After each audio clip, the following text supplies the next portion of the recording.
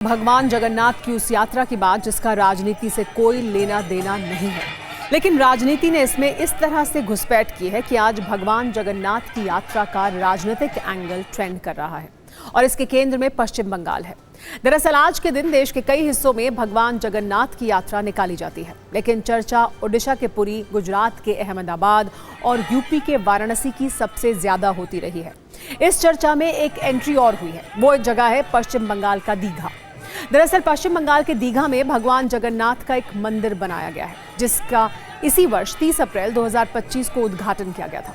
इस मंदिर के निर्माण में ममता बनर्जी की सरकार की अहम भूमिका थी। बीजेपी आरोप लगाती रही है कि दीघा में जगन्नाथ मंदिर के जरिए पुरी के जगन्नाथ मंदिर का महत्व कम करने की कोशिश है। इस टकराव के बीच अब ममता सरकार ने यह ऐलान किया है कि दीघा भगवान जगन्नाथ की यात्रा का प्रसाद पश्चिम बंगाल के 1 करोड़ से अधिक घरों में बांटा जाएगा, जो शुरू हो चुका है।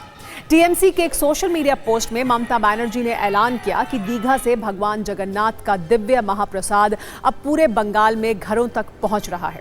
27 जून तक आप अपने नजदीकी राशन की दुकान से अपना पवित्र प्रसाद बॉक्स ले सकते हैं।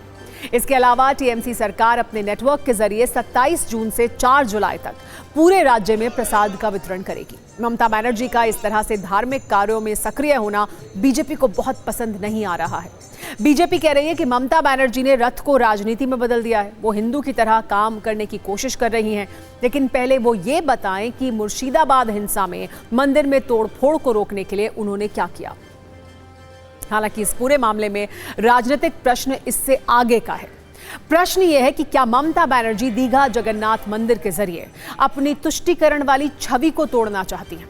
क्या जिस तरह से बीजेपी के लिए अयोध्या है, उसी तरह से ममता दीघा के जगन्नाथ मंदिर का इस्तेमाल करना चाहती हैं?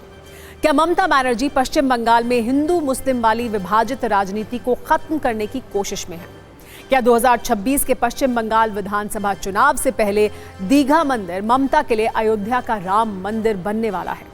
पश्चिम बंगाल में इन सवालों पर खूब राजनीतिक चर्चा हो रही है। वैसे एक सच ये भी है कि बीजेपी को 2024 के चुनाव में अयोध्या राम मंदिर का कुछ खास फायदा नहीं मिला और 400 पार का नारा देने वाली बीजेपी 240 तक जाकर रुक गई। हालांकि पश्चिम बंगाल में दीघा की जगन्नाथ मंदिर और पुरी के जगन्नाथ मंदिर की तुलना शुरू हो गई है। भगवान जगन्नाथ, बलराम और सुभद्रा के दर्शन के लिए हजारों लोग दीघा पहुंच रहे हैं। ऐसा दावा किया गया है कि यहां हर दिन कम से कम 1 लाख लोग दर्शन के लिए पहुंचते हैं और यहां पहुंचने वाले लोग ये कहते हैं कि पूरी जगन्नाथ धाम है तो दीघा एक अजूबा है। इस्कॉन से जुड़े राधा रमन दास तो ये तक दावा करते हैं कि दीघा जगन्नाथ धाम पर जगन्नाथ देव का आशीर्वाद है, ये अगले 1000 साल तक बना रहेगा। उन्होंने ये भी कहा कि हाँ, दीघा जगन्नाथ मंदिर 2026 के लिए ममता की अयोध्या है। इन सब के बीच ममता बनर्जी ने यह साफ कर दिया है कि उन्हें पुरी और दीघा दोनों पसंद हैं। ममता बनर्जी खुद दीघा में बहुत सक्रिय हैं, जो ये संकेत दे रहा है कि ममता बनर्जी 2026 के चुनाव में बीजेपी के ध्रुवीकरण वाली राजनीति सफल नहीं होने देना चाहती हैं।